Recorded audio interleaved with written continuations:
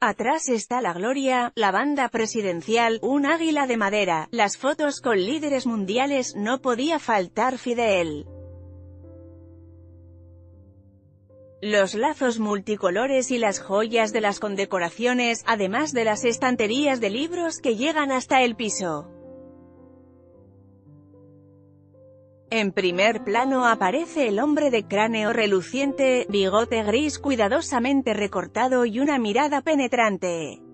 Aunque es célebre por su seguridad, conocedor del enorme poder que tuvo y la influencia que todavía proyecta en la política mexicana, el expresidente Carlos Salinas de Gortari se descoloca un poco cuando le piden que se presente ante las cámaras por lo que ríe con nervios y pregunta, ¿quieres que te dé un resumen de mi CV? Así empieza 1994, la serie documental más reciente del periodista Diego Enrique Osorno que hoy se estrena en Netflix y fue producida por Vice. Se trata de 225 minutos, divididos en 5 episodios de 45 minutos de duración, en los que Osorno encara la tarea de analizar uno de los años más fascinantes y dolorosamente accidentados de la historia contemporánea de México.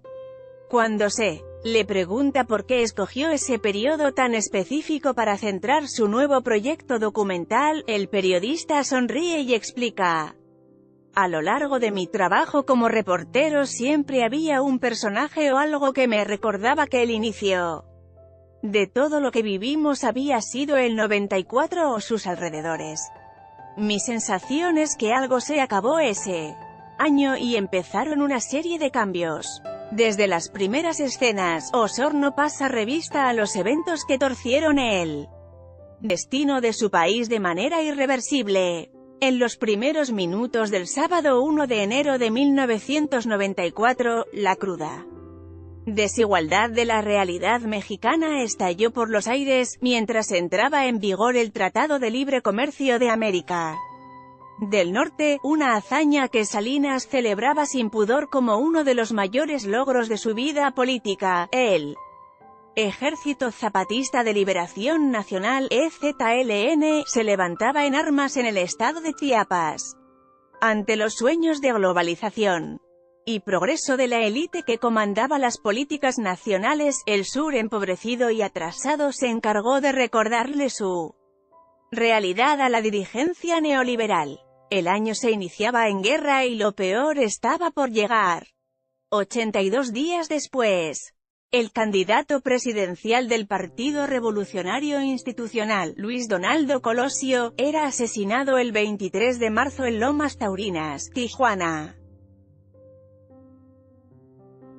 Aunque, a nivel formal, la serie no explora recursos estilísticos innovadores, Osorno mantiene el ritmo y la tensión con una narración cuidadosa y la presentación de un potente relato coral en el que múltiples voces van hilvanando los acontecimientos históricos.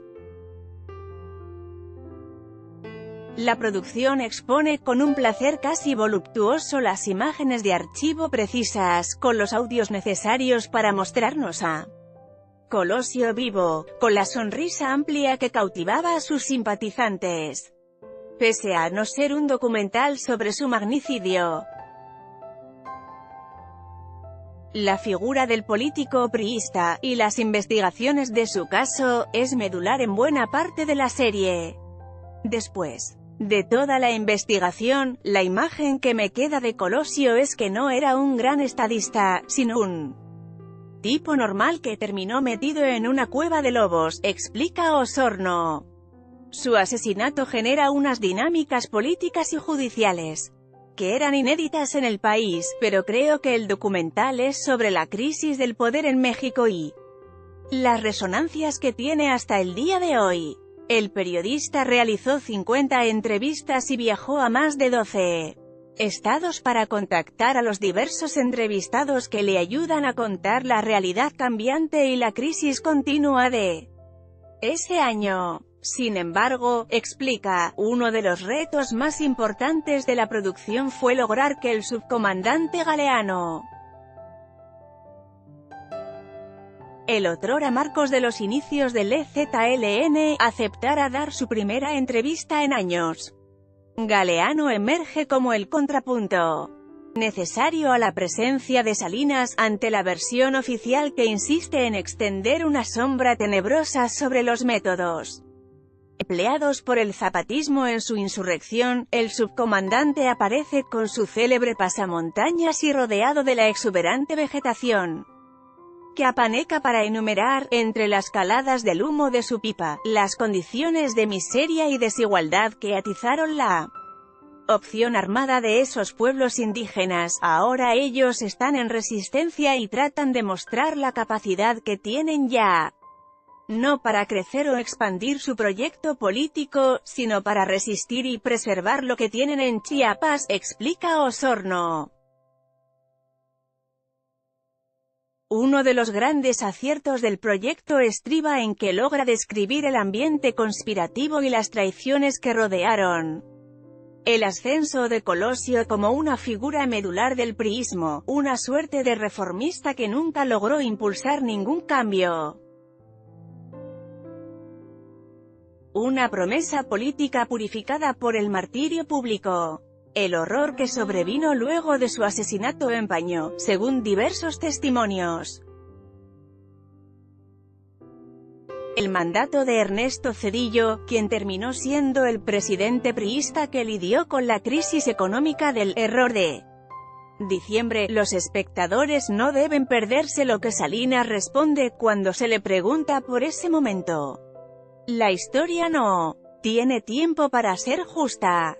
Como frío cronista no toma en cuenta más que los resultados, es una frase del escritor austriaco Stefan Zweig, que parece regir el tono imparcial y profundamente crítico que se evidencia en cada capítulo de esta serie documental. Osorno se aleja del panfleto y desafía los estereotipos de cada entrevistado para forjar una obra que busca generar dudas en sus espectadores. Mi objetivo era provocar la imaginación política de quien lo vea, no ser simples a la hora de analizar una crisis del poder mexicano como esa de 1994, comenta el periodista.